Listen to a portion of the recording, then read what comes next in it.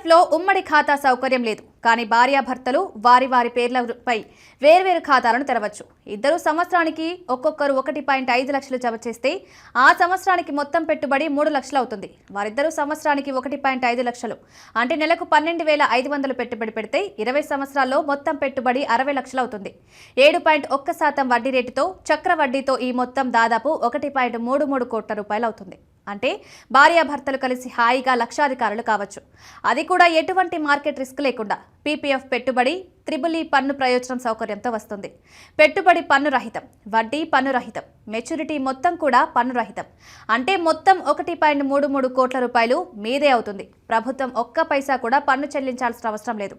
PPF ఖాతా 15 సంవత్సరాల తర్వాత మెచ్యూరిటీ అవుతుంది. కానీ మీరు దాన్ని 5 సంవత్సరాల బ్లాక్లలో పొడిగించవచ్చు. మెచ్యూరిటీ తర్వాత 1 సంవత్సరంలోపు ఫామ్ హెచ్ని సమర్పించండి. ఇది మీ ఖాతాను తెరిచే ఉంటుంది.